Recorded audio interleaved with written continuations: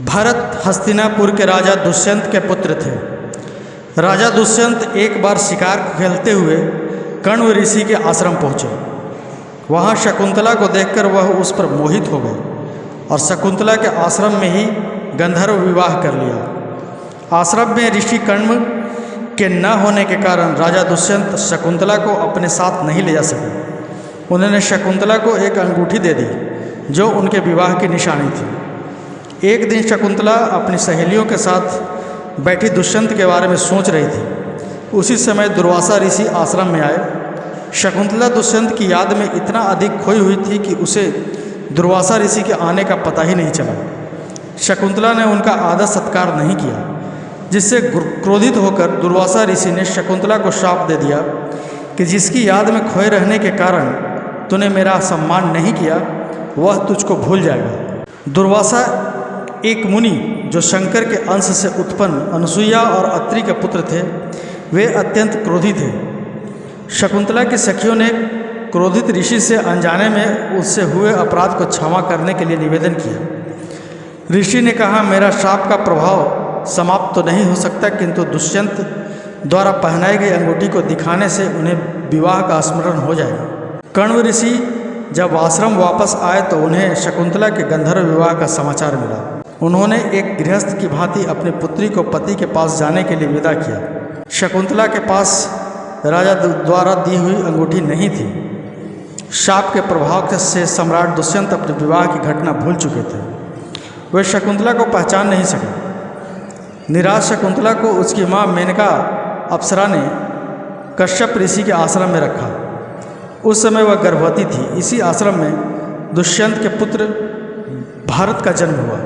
भरत बचपन से ही वीर और साहसी था। वह वन में हिंसक पशुओं के साथ खेलता और सिंह के बच्चों को पकड़कर उनके दांत गिनता था।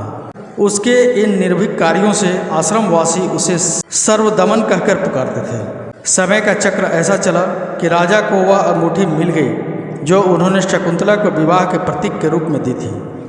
अंगूठी देखते ही उनको विवाह की याद आ गई। शकुंतला की खोज में भटकते हुए एक दिन वह कश्यप ऋषि के आश्रम में पहुंच गए, जहां शकुंतला रहती थी।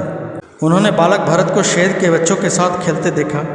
राजा दुष्यंत ने ऐसे ही साहसी बालक को पहले कभी नहीं देखा था। बालक के चेहरे पर अद्भुत तेज था।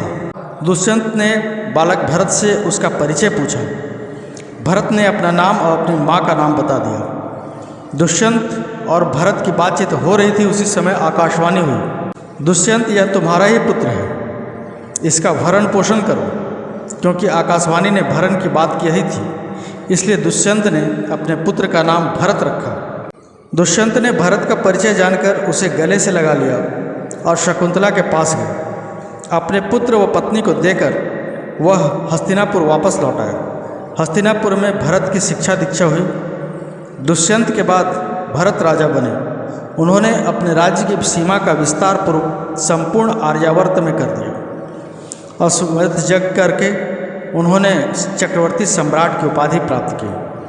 चक्रवर्ती सम्राट भरत ने राज्य में सुदृढ़ न्याय व्यवस्था और सामाजिक एकता सद्भावना की स्थापना की। उन्होंने सुविधा के लिए अपने शासन को विभिन्न भागों में बांटकर प्रशासन में नियंत्रण स्थापित किया। भरत की शासन प्रणाली से उनकी कीर्ति सारे संसार में फैल गई। तो मित्रों, हमारा ये प्रयास आपको कैसा लगा कमेंट करके ज़रूर बताएं। वीडियो को लाइक करके चैनल को सब्सक्राइब कर दें और बेल आइकन दबाना ना भूलें ताकि हमारा नोटिफिकेशन आपको हमेशा मिलता रहे। धन्यवाद।